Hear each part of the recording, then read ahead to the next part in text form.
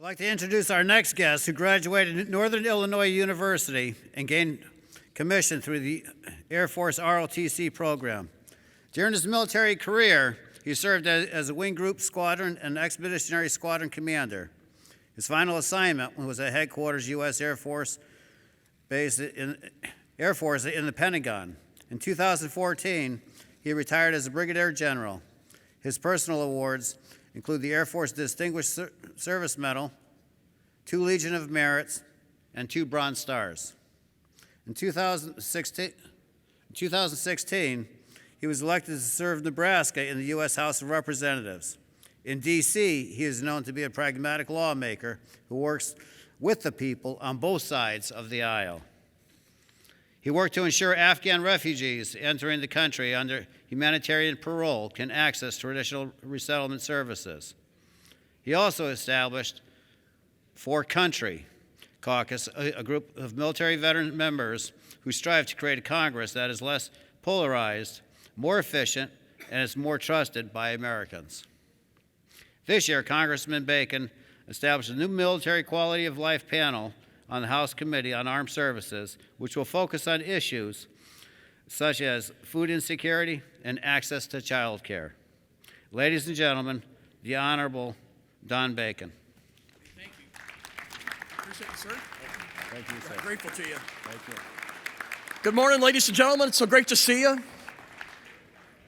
I was given this opportunity, and I said, heck yes, I'm going to speak to my fellow veterans. After serving 30 years in the Air Force, I'm just honored to be with you today, and I appreciate you. I'm one of you. I also appreciate our American Legion. I'm also a member of the American Legion, so it's just like a double good feeling here to be part of this event today. I want to thank the American Legion for advocating for the veterans, which I'm one of them. You know, it's your voice that allows us to know like the dangers of the burn pits, which spurred us to action with the PACT Act. It was your voice that says, hey, we got long waiting lines for the VA. What are we going to do about that? And we'd like to see our local doctors if we got to wait a long time. You spurred us to action there as well. And I think we got more work there to do. It's you that speaks up too when you say, hey, we're paying too high a copays for our pharmaceuticals. And we're carving out or hollowing out our health care that was promised to us when we came in. So I just want to thank you for your voice. You make us better in Washington and Congress, and we need you. We need what you stand for. I want you to take some pride today about what you represent in our country. Today we have 18 million veterans who've worn the uniform. Some from World War II, unfortunately, fewer and fewer of those greatest generation. I work with many Korean War vets. Obviously, we have many Vietnam veterans in this room today. I served in Iraq and Afghanistan. But you put it all together, it's been 18 million veterans. You represent 7% of our population today. And that number's been going down over time. But please take pride and never forget, you've helped create and defend and strengthen the greatest country in the world. We are the land of the free. We're the land of opportunity where anybody, when they work their hardest and have character, can climb the ladder of success. We're a nation that to the best of our ability, promotes the rule of law. And you've defended that and you've made that reality. Always take pride in that.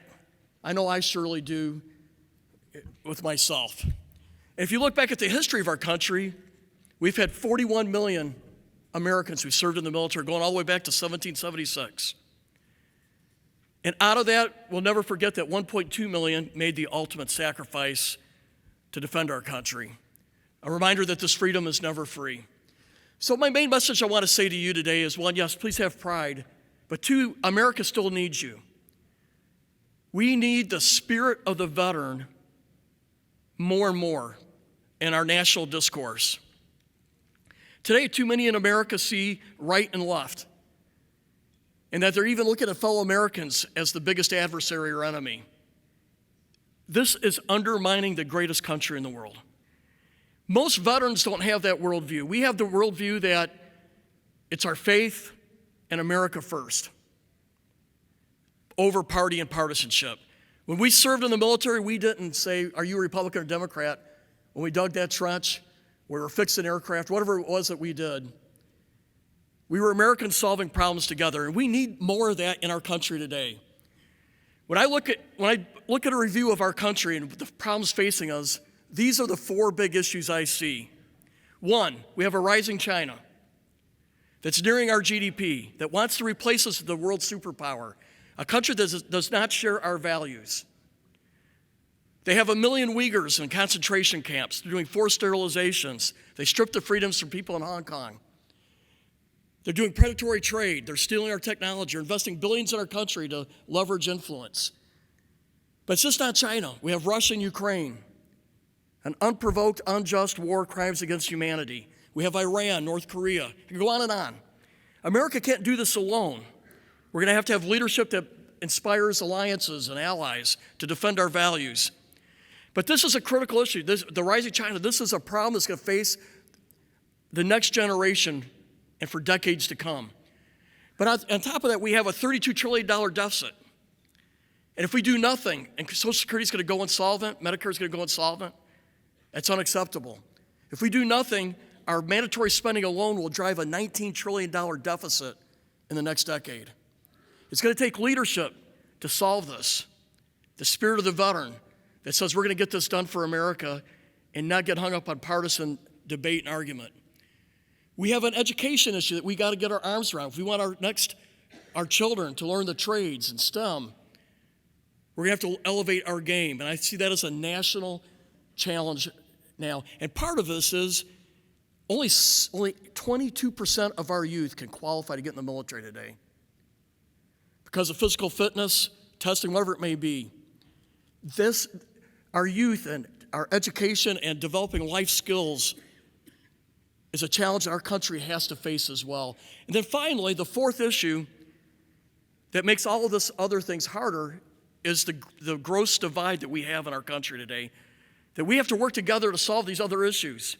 And I come back to why I bring this up, because veterans see themselves as people of faith and Americans first. And we're going to have that spirit, I believe, in our country if we want to tackle these problems and remain the strongest country in the world, the best country in the world. In this spirit, we developed the Four Country Caucus in Congress, a group of veterans, Republican and Democrats, that said we're going to work together and find solutions that are country first, not party first. And I'm very proud of this team. We were 26. I think our numbers have grown there, and we're going to keep building on that. But this has allowed us to work together on bringing those interpreters from Afghanistan here that we left behind. That was unacceptable. So it's Republicans, Democrats working together to make fixes. So let me close on something that's always inspired me about our country. Only 5% of mankind have ever had freedom. If you go back from the very history of written history, only 1 in 20 people have ever had freedoms like we have. So it tells us our freedoms are rare, they're precious, we know they're fragile. And we cannot take it for granted. We can't let hate and divide in our country undermine what we have, because our children, our children's children deserve to have what we have enjoyed and loved so much. So to my fellow Veterans Day, I love that old poster. It says, America, or Uncle Sam wants you.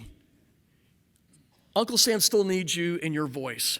Please be active in your school boards, your city councils, your congressional races, because your America first over party is what we need to be seeing more and more at every level of our representative government, because we want to remain part of that 5%. The land of the free and the home of the brave. So ladies and gentlemen, thank you for giving me a few moments to speak to you. I'm proud to be a fellow Legionnaire and a fellow veteran serving side by side with you. Thank you. God bless you.